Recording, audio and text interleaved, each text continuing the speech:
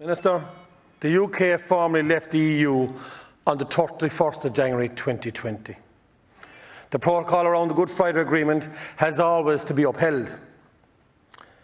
There are 21 parts to this bill. Today, I am focusing on the customs and how it impacts on the transport industry for all our exports, Europe, and our speed into market. I am borrowed of the amount of volume of reports that were produced for Brexit, and this is one of the many reports. Equally, I am very concerned as to the statements like there are now 600 staff in place since 2018 and working in customs-based roles to get experience.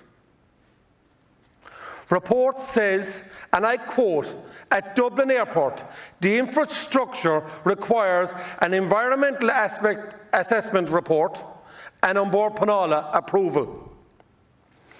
The process is currently underway. Does this sound like anything is ready for Brexit on the 1st of January? Rosslare, in the medium to long-term permanent facilities will need to be developed within the port complex itself. Does this look like there's anything ready for the 1st of January? I then spoke to Eugene Drennan, President of the Irish Road Haulage Association, and he said, it's very simple. Daily direct ferry to the north of France. It has to be time efficient. It has to be a quality boat with a minimum speed of 23 to 24 knots per hour. Adequate single occupancy for the drivers. This is all about speed to market. We need to be in Western Europe in 18 hours, which means that we are at the European markets in the morning at 5 a.m. Irish produce can be in the Eastern European areas the following morning. This is a win-win all round. Roll on and roll off gives direct certainty to service to our customers and certainty of delivery without having to go through the UK for Irish companies. This would mean that we could avoid all the long queues and ultimately that will apply if we go through the entry lanes to Europe from the UK.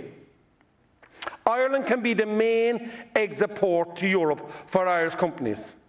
Our reputation will grow on predictability. Ireland's current capacity has 46,000 units, IMDO report.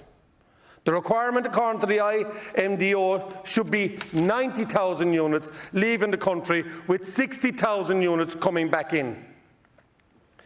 This does not count for the added vehicles that may come from the Northern Ireland that will use this service to their advantage by going directly from Rosslare. We have a gap for roll-on, roll-off of fresh and frozen produce into European markets, which is not being met. With a 3-day weekly sailing, the capacity is 46,000 units per week. They will be unable to meet demand. There is a promise of a daily sailing from January, but if it is not efficient and reliable, we're at nothing.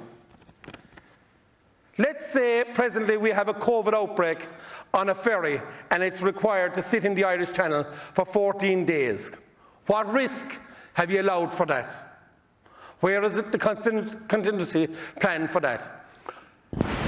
Minister, if you want to know how best practices need to happen in our port, you ask the people that are using it on a daily basis for their livelihood. That's the road hauliers, that's the people that use it on a daily basis. They will give you the answers because their livelihoods depend on it. So please, Minister, listen to the people that their livelihoods depend on this. Thank you.